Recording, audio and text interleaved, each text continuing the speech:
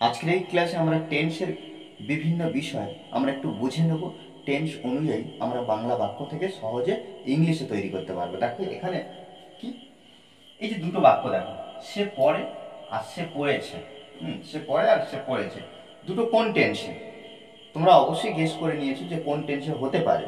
দেখো, সে পড়ে অর্থাৎ এটাকে আমরা বলতে পারি সে ঘুমায়, সে দেখে, সে দেখে, সে ঘুমিয়েছে, সে সে ঘুমিয়েছে, সে দেখেছে, সে দেখেছে। তাহলে এই যে দুটো এক্সপ্রেশন আমরা দেখলাম, দুটো টেন্স কিন্তু একটু আলাদা। কি কি? সে পড়ে সাধারণভাবে সে ঘুমায়, সে দেখে, এই ধরনের বিষয় যখন হবে তখন আমরা সেটা কি করব? প্রেজেন্ট ইনডেফিনিট টেন্সে বা সিম্পল প্রেজেন্ট টেন্সে করব। গঠনটা কি হবে? ফার্স্ট টাইম আমরা কি করব? Subject plus V1 plus others word. Okay, দেখো সে পড়ে, হি রিচ, হি রিচ। আমরা দেখি যে সিঙ্গুলার থেকে যখন প্লুরাল করব তখন কি করি না, ভার্বের শেষে এস বাই এস যুক্ত করি শুধুমাত্র। কিন্তু এটা এই যে ভার্বের শেষে এস বাই এস যুক্ত করি, এই যে এস অথবা ইএস যুক্ত করি, এটা শুধুমাত্র কোন টেন্সে দেখা যায়? প্রেজেন্ট ইনডেফিনিট, ইনডেফিনিট বা সিম্পল প্রেজেন্ট টেন্স। এই টেন্স ছাড়া অন্য কোনো টেন্সে আমরা ভার্বের শেষে এস বাই এস যুক্ত দেখি না। তাহলে সে পড়ে, হি অর সি রিডস। সে ঘুমায়, হি অর সি স্লিপস। দেখো এভাবে কিন্তু আমাদেরকে দেখতে হবে। সে পড়েছে, সে ঘুমিয়েছে, সে দেখেছে, এই যে বিষয়টা দেখো ছ যুক্ত, অর্থাৎ ছে বা ছ ছেন এই ধরনের বিষয় যখন থাকবে আমরা কি করব না, সেটা পারফেক্ট টেন্সে করব। দেখ কেন পারফেক্ট টেন্স? আর পারফেক্ট টেন্স কি? কোনো কাজ এইমাত্র হয়ে গিয়েছে, কোনো কাজ এইমাত্র হয়ে গিয়েছে কিন্তু তার ফল বা রেস এখনো আছে। অর্থাৎ দেখো সে পড়েছে, সে পড়েছে মানে পড়া হয়ে গেছে, তারপরে কি সঙ্গে সঙ্গে যেটা পড়েছে সেটা কি তার মাথা থেকে চলে গিয়েছে? সে ঘুমিয়েছে, অর্থাৎ ঘুমানোর কাজটা সবে শুরু করেছে। ঘুমানোর কাজ কিন্তু দেখো ঘুমানো, ঘুমাচ্ছে সেটাই হলো তার রেস্ট। সে দেখেছে কোনো একটা বস্তু বা কোনো কিছু দেখেছে কিন্তু তার রেস্টটা কিন্তু আছে। সেক্ষেত্রে আমরা কি করব না, প্রেজেন্ট পারফেক্ট টেন্সে। আর এখানে দেখো এই যে জিনিসগুলো আমরা দেখি, এই এর গঠন, এর বাক্যটা কি হবে? সে ঘুমিয়েছে, সি স্লিপস। অর্থাৎ দেখো ভার্বের শেষে এস বা এস যুক্ত হয়েছে। এবার দেখো আমরা সে পড়েছে এই বাক্যটাকে ট্রান্সলেট করবো। আর সে ঘুমিয়েছে, সে দেখেছে। এর আগে গঠনটা আমরা লিখিনি। এই যে গঠনটা কিসে লিখলাম? প্রেজেন্ট ইনডেফিনিট টেন্সের গঠন। এবার আমরা লিখবো কি? সে পড়েছে, সাবজেক্ট প্লাস হ্যাভ হ্যাজ, তারপরে আমরা কি করব? Plus V3 plus others word. Okay, সে পড়েছে অর্থাৎ he has read, he has read. সে ঘুমিয়েছে, হি হি হ্যাজ স্লেপ্ট। আচ্ছা স্লেপ্ট, হি হ্যাজ স্লেপ্ট, সে ঘুমিয়েছে। দেখো সাবজেক্ট অনুযায়ী কিন্তু কখনো হ্যাভ ব্যবহার করবো, কখনো হ্যাজ ব্যবহার করবো, তারপরে V3 ব্যবহার করতে হবে। আর এখানে দেখো রিডের তিনটে ফর্ম কিন্তু একই, রিড রিড আর রিড। তারপর দেখো সে খেলে, এই বাক্যটা কি? সে পড়ে এইরকম, অর্থাৎ হি প্লেজ, হি প্লেজ। সে খেলে না। দেখো একটা বাক্যকে নেগেটিভ করতে হলে আমরা কি করব, সব সময় নেগেটিভের, দেখো নেগেটিভ বাক্যের গঠনটা আমরা লিখে দিই। নেগেটিভ যখন করব তখন কি করব, সাবজেক্ট তারপরে কি করব, helping verb plus not plus verb, অর্থাৎ এখানে আমরা মেন ভার্ব ব্যবহার করব, main verb plus others word. তাহলে subject, helping verb, not, main verb, others word. ঠিক আছে, এটা কি কোনো বাক্য নেগেটিভ করার জন্য। আর এখানে দেখো সে খেলে না, সে খেলে আমরা হি প্লেস ব্যবহার করেছি, সে খেলে না, তাহলে আমাদেরকে হেল্পিং ভার্ব আনতে হবে সাবজেক্টের পরে, তারপরে নট ব্যবহার করতে হবে। কিন্তু এখানে কোনো হেল্পিং ভার্ব নেই।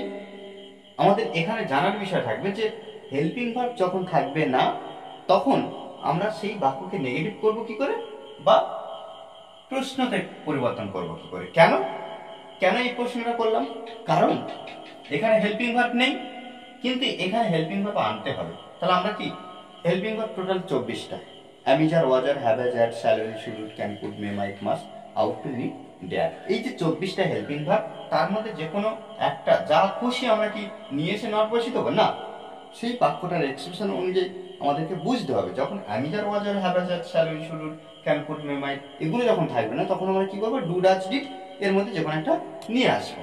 তাই এখানে নেই, যেহেতু নেই তাহলে আমরা কি করব না, ডু, ডাজ, ডিড নিয়ে আসবো। কিভাবে নিয়ে আসবো দেখো, এই যে PLAY প্লে, প্লেস, আর একটা PLAYED প্লেট, দেখো এই দুটো কি V1 আর এটা V2। তাহলে প্লে অর্থাৎ ডু, আর এখানে কি DOES ডাচ, প্লেট যখন হচ্ছে ডাচ, আর এখানে প্লেট, প্লেট অর্থাৎ V2 ডিড। দেখো ভার্বের যেমন পজিশন দেখবো তেমন সেই অনুযায়ী কিন্তু আমাদের ডু, ডাজ, ডিড ব্যবহার করতে হবে।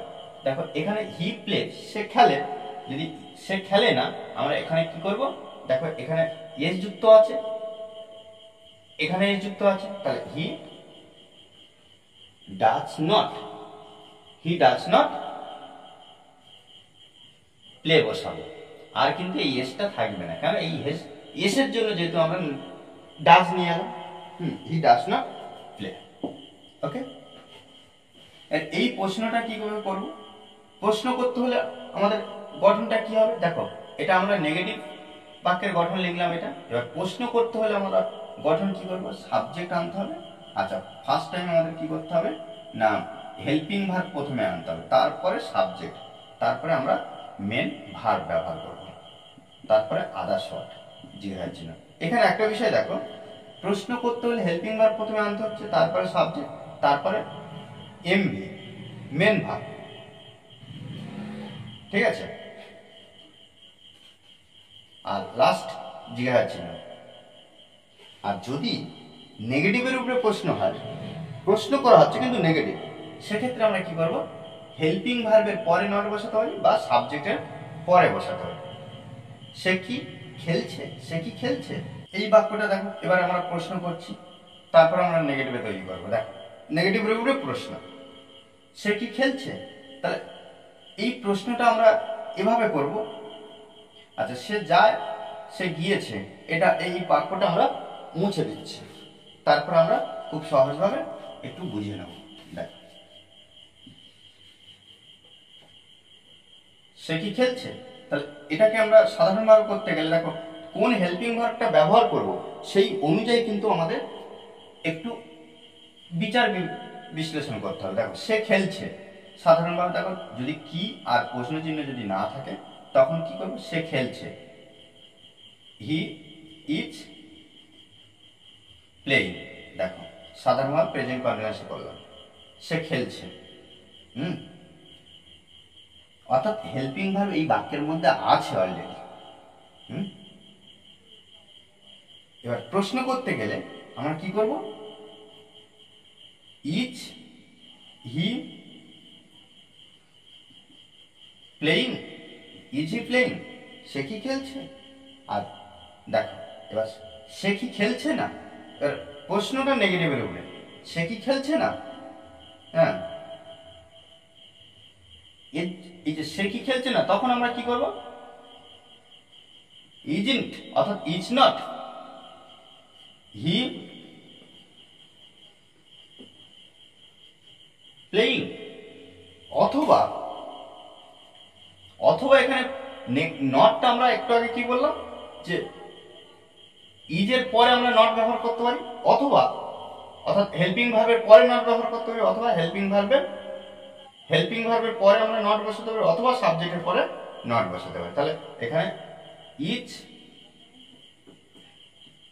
হি নট প্লেইং, জিজ্ঞাসা না, ইজ হি নট প্লেইং, সে কি খেলছে না? আচ্ছা, সে কি যায়, সে কি যায়, সে কি যায়, আর সে কি গিয়েছে। দেখো এটা কিন্তু সেই গিয়েছে আমরা পারফেক্ট টেন্সে ব্যবহার করব, সে কি যায়। তাহলে এখানে দেখো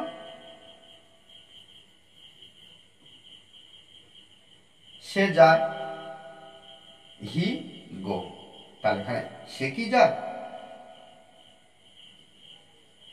does he go, does he গো, সে কি যায়। কেন? কারণ দেখো হিটা হলো থার্ড পারসন সিঙ্গুলার নাম, যদি সে যায় হি গোজ ব্যবহার করতাম, সে কি যায়, ডাজ হি গো, ট্রান্সলেট করতে হবে। ওকে, আর এই ক্লাসটি যদি ভালো লাগে অবশ্যই লাইক কমেন্ট শেয়ার, আর যারা এখনো পর্যন্ত এই চ্যানেলটি সাবস্ক্রাইব করেননি তারা অবশ্যই চ্যানেলটি সাবস্ক্রাইব করে পাশে থাকবে। Okay, thanks for watching this video.